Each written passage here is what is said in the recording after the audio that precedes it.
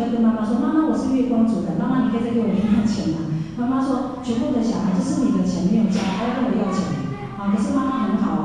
啊，那后雪也记得说，后雪第一次在道场上，那时候呢，妈妈就说：“你这样每天跑还蛮辛苦的，妈妈买部车给你好了。”因为后雪的家境不错哦，那妈妈说买部车给你好了，那后雪很开心可是当天晚上呢，我们亲爱的济公活佛老师就来托梦了，他说：“托我你要买车要买大量的，你买大量的可以载比较多人。”所以呢，后雪哥哥就跟妈妈说：“妈妈，老师慈悲说车要买大量的。”妈妈就说：“好吧，那就买9人座的车。”结果买了车之后就直接捐给佛堂，后雪都没有开过，后雪还继续怎么样？还骑着摩托车骑着摩托车上班。然后后来呢，后雪又出国去开花，开花回来呢，好不容易工作了几年赚了钱，又存了一点钱，又买了第2部车，还是买9人座的车，好奇怪就莫名其妙买9人座的车。那时候距离开花已经跟捐车已经10年了那后来后雪看，车子买了1年多，开了1年多，看回来那部车很旧了。后雪跟妈妈说：“妈妈，佛堂的车旧了，我们再把这部车也捐了吧。”妈妈说：“好，那你就捐吧。”那捐了车之后呢，后雪还是一样要过去什么？骑摩托车可是呢，后雪很调皮后雪喜欢跟老师谈心嘛，但是不懂老师在哪里。那有一次呢，后雪真的捐出去，当然是不会自己去开就是自己骑摩托车那可是有时候要到比较远的地方去找道亲的时候，有时候下雨天很麻烦，是不是？很麻烦所以有一次后雪就跟老师小的抱怨一下。我们可以跟老师小抱怨一下，就撒娇就跟老师说：“老师，托我给众生很方便，可是我自己很不方便。”没有想到呢，不到1个月，后雪的爸爸有一天在吃饭就跟后雪说：“孩子，你要不要车？”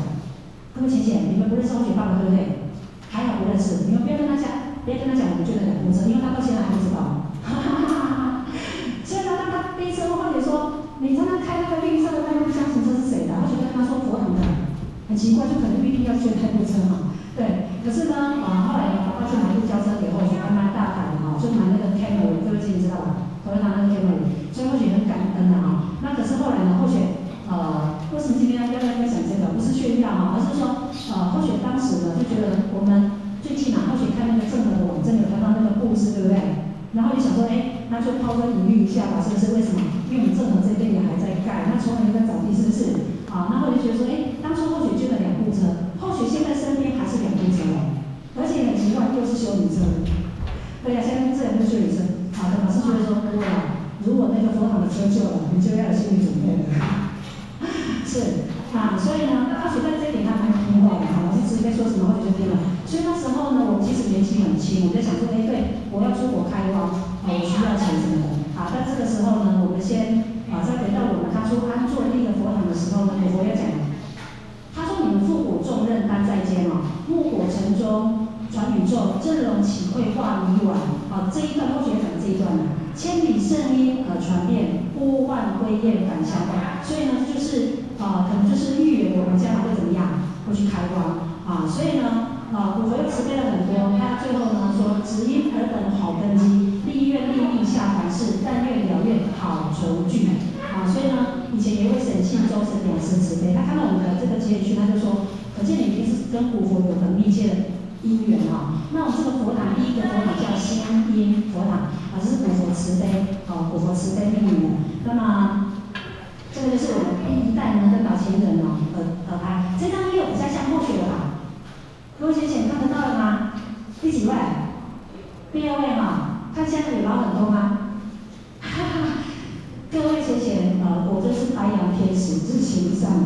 好，再来呢后来呢后学人就上了这个研究班之后呢，还会跑去那个晚上会跑去福山上那个经典班经典班。那各位学姐有经过老人家的举手，白水圣地了，请举手好不好？谢谢。那时候呢，后学们去福山最常听到老人家慈悲讲什么？你们来这儿干什么？对不对？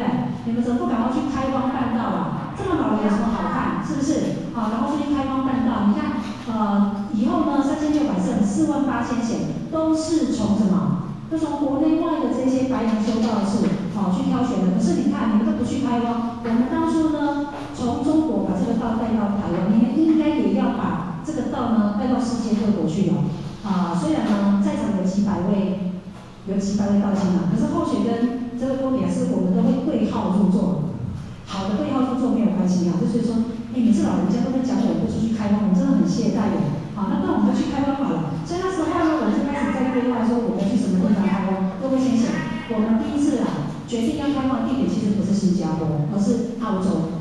啊，因为我们都没有任何的人脉嘛，在国外没有认识半个人，所以讲他就借着读书的名义出去吧。啊，那我们都想学英文应该是澳洲嘛，对不对？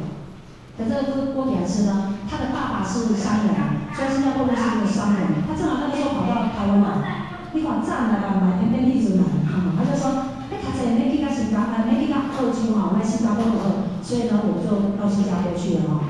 那其实呢，老人家那时候最常问我的一句话就说，你们到底在等什么？在等什么？所以或许就跟郭靖讲，那他就谈他爽，那哪有人家刚说了？啊，郭典师公他很慈悲，那时候他跟后学我都很讶异，就说，你在听老人家的话哦，啊，无人家刚说高紧，有心较重要，那人家刚说都完全开放哦，还是不好，或者钱的道理。有是，所以呢，后来呢，但是老人家常慈悲讲，你要出国开荒什么都要会，什么都要会，包括煮饭啊、扫地啊、讲道义啊，对不对？操持啊，讲课什么都要会。可是各位姐姐，那时候或许都不会煮饭，因为或许在家里是老幺哦，那上面又有姐姐，妈妈，那姐姐们都大或许很多岁，大10多岁哈，那所以在家里呢很好命，从来没度过那个什么。那个铲子啊，所以说真的或许有一次就问郭经理说，为什么那个苦瓜不要削皮？所以郭经理很无奈对啊，为什么苦瓜要削皮？觉得那这个人怎么会讲这种话呢？那到新加坡去的时候在挑菜，看到那个虫，各位之前没看过虫，那个菜虫在上面，这样子蠕动哦，或许他们尖叫把菜丢的整个厨房都是。那我们那个道清就跑过来说，你发生什么事啊？我说虫。他刚刚或许是爬到椅子上面，你知道吗？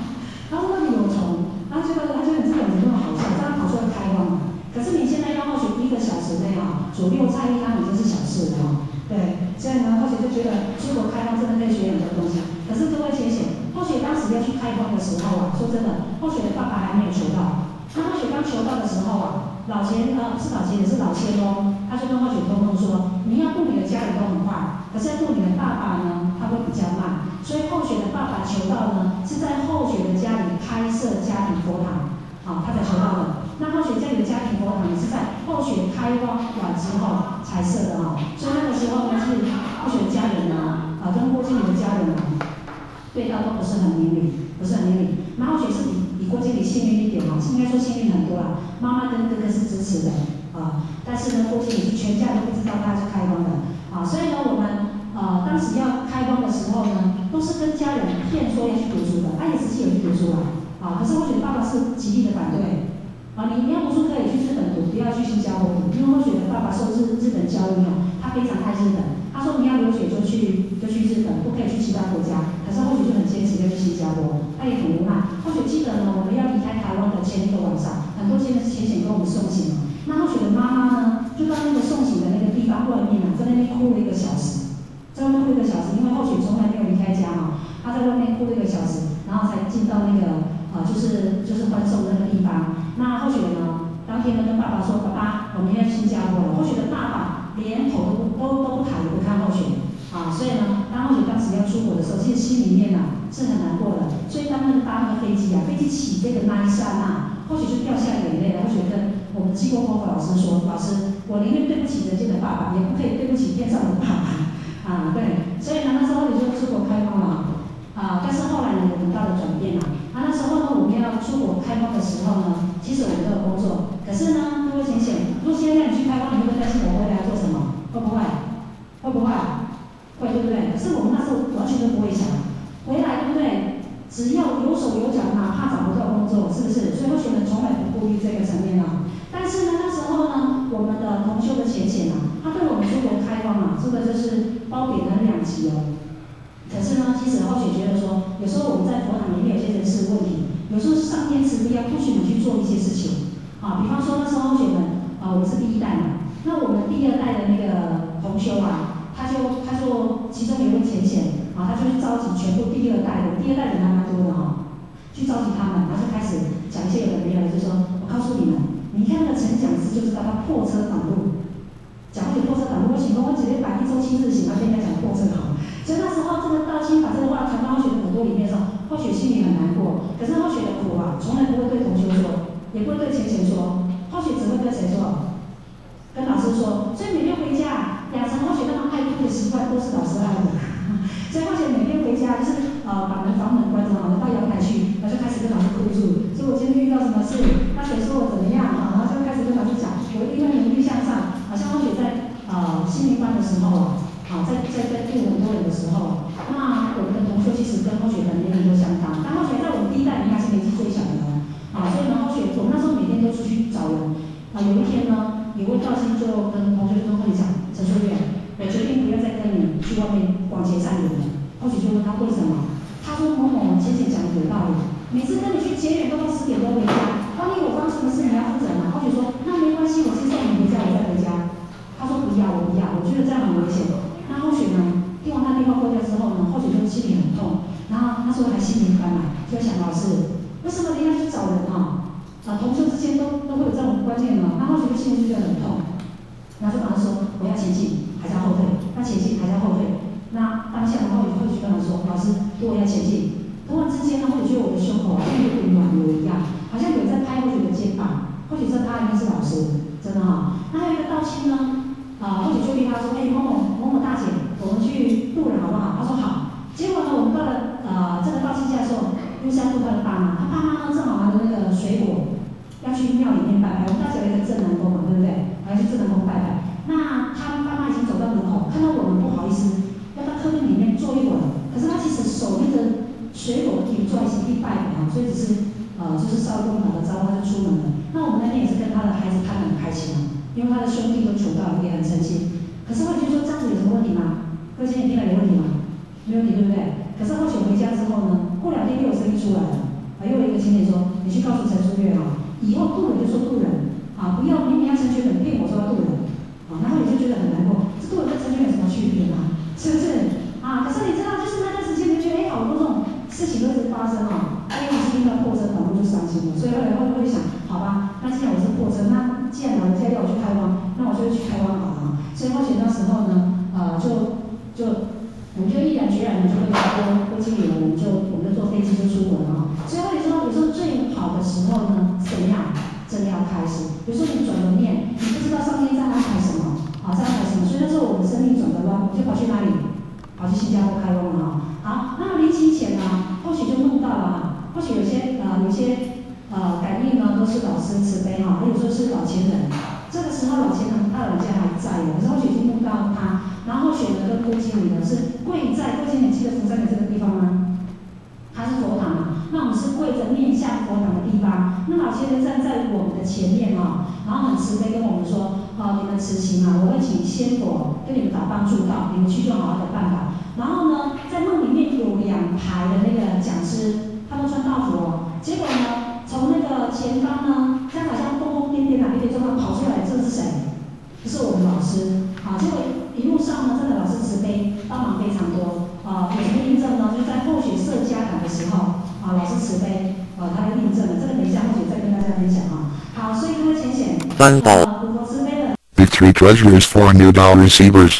人的一生中，有许多值得庆贺的事情，但却有更多无价且必须要全力以赴来追求的东西。There are many things in life worth celebrating. However, there are even more priceless things worth pursuing with all our efforts. 2500多年前，当释迦牟尼佛仍是王子时，亲眼目睹了人世间之生老病死。他告诉自己，一定要找到一条永恒之路。于是，他放弃了王位及荣华富贵，四处去找寻迷失及永久解脱的法门。后来，燃灯古佛为他受记，最后，他修成了正果，也留下了许多的经典，引导众生开悟正果。About 2,500 years ago, when Sakyamuni Buddha was still a prince,